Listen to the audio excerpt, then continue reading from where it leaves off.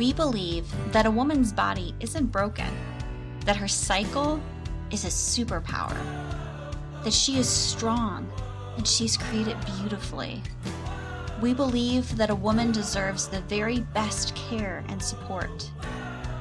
There's a new day dawning for women's healthcare. We invite you to be a part of the revolution. NFP, good for life.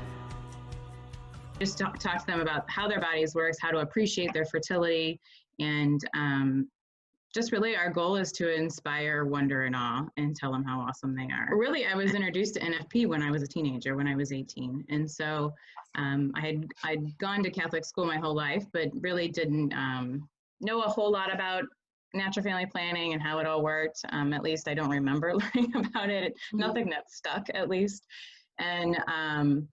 And when I was 18, you know, I had basic body issues like most teenage girls go through, just self-esteem and those kinds of things, nothing like really crazy or serious. But I started having really bad menstrual cramps, and to the point where I was just miserable. I had to be on Vicodin for my pain. I would miss 2 days of school every cycle.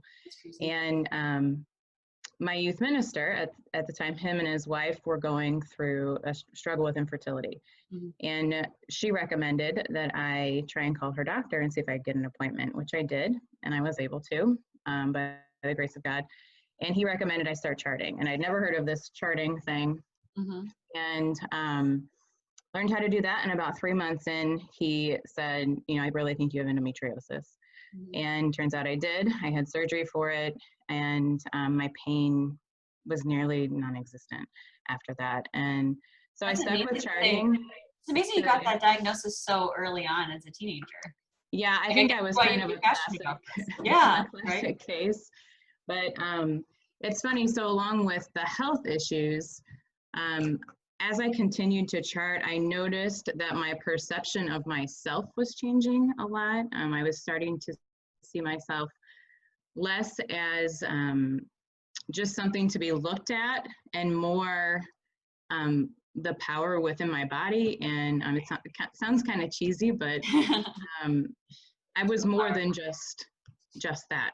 Yeah. And as I started to see how my body worked and understand my fertility and the gift that was, I was in awe of it, just how intricate and complicated it was. But I also started to understand my Creator a little more, and who I was called to be as his daughter. And so it really had a spiritual impact on me and affected a lot of decisions I made in terms of where I was going to go to college and what I was going to do with my life. And my passions really started to come out. And so it really blessed me, and I've experienced firsthand just how it can change you, and to understand your fertility and how you're made, and just really the beauty of it is. And then how understanding our bodies really leads to understanding who we're designed to be as women and our call in our lives. And then we just move into the 3 female superpowers, which is kind of our like framework. So the 3 female superpowers are ovulation, gestation, and lactation. So the potential for new life, the ability to grow new life, and then the ability to sustain that new life. And how this is something unique to women, and that men can't do these things.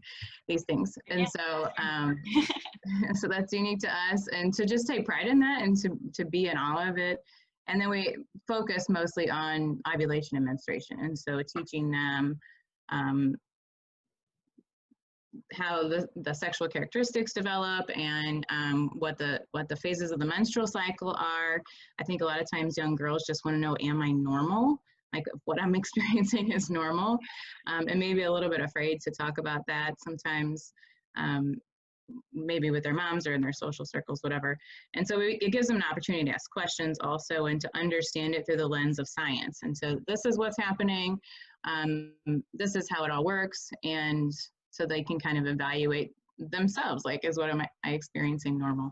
And then we go through, what about when things aren't normal? What about whenever you're in severe pain, or, you know, you have really long cycles, or heavy bleeding, those kinds of things. What then? And then we walk them through kind of what a typical scenario would be when a young girl goes to her doctor and complains of these issues. And typically, which they usually already know, typically the treatment is artificial hormones. And then we explain to them how that works, and how hormonal suppression is supposed to help with the body.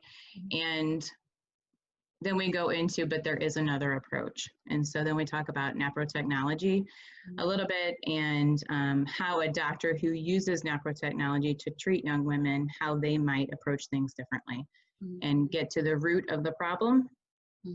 And then we always kind of wrap up and close talking about taking care of the whole person and taking care of their emotional, spiritual, and physical health, and how all those are important, and having not to suffer alone if they are struggling, having a support network, taking care of their self emotionally, spiritually, remembering that they're beautifully and wonderfully made, and then physically, sleep and exercise. No other area of medicine do we shut down a part of the body, really? Right, yeah, it's just so bizarre.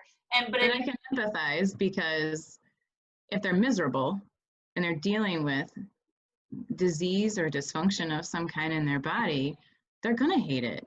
Yeah. They're gonna complain about it and want it to go away. So we have to offer them something different. Right, yeah. So that they don't hate being a girl. How can people get the Wonder of Eve brought to their parish or youth group? Or I know it's high school sophomores and up, right? Right. So like I mentioned earlier, we are working on, so there's kind of two branches of the program.